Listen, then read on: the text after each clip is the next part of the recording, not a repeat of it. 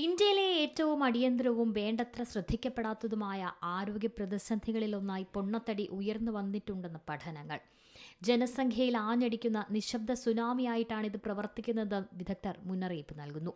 The ലാൻഡ്സൈറ്റിൽ പ്രസിദ്ധീകരിച്ച ഒരു പഠനത്തിൽ പറയുന്നത് 2050 ആകുമ്പോഴേക്കും ഇന്ത്യക്കാരിൽ 1/3 പേർക്കും അല്ലെങ്കിൽ ഏകദേശം 449 ദശലക്ഷം ആളുകൾക്കും അമിതവണ്ണം ഉണ്ടാകുമെന്ന് പ്രവചിക്കുന്നു. ഇതിൽ ഏകദേശം 218 ദശലക്ഷം പുരുഷന്മാരും 231 ദശലക്ഷം സ്ത്രീകളും ഉൾപ്പെട്ടേക്കും. ടൈപ്പ് 2 പ്രമേഹം, ഹൃദയ സംബന്ധമായ അസുഖങ്ങൾ, ഫാറ്റി ലിവർ, ഹോർമോൺ തകരാറുകൾ, വന്ധ്യത, അർബുദം തുടങ്ങിയ വിട്ടുമാറാത്ത രോഗങ്ങളുടെ വർധനവുമായി പൊണ്ണത്തടിയുടെ വർധനവ് അടുത്ത ബന്ധമുള്ളതായും വിദഗ്ധർ പറയുന്നു. ലോകത്ത് ഏറ്റവും കൂടുതൽ പ്രമേഹ രോഗികൾ ജീവിക്കുന്ന രാജ്യം ഇന്ത്യയാണ്. ഏകദേശം 101 ദശലക്ഷത്തിലധികം പേർ പ്രമേഹ ബാധിതരാണെന്ന് കണക്കാക്കപ്പെടുന്നു. ചെറുപ്പത്തിൽ തന്നെ ഈ അവസ്ഥകൾ കണ്ടെത്തുന്ന പ്രവണതയും വർദ്ധിച്ചു വരികയാണ്. News desk C Malayalam news.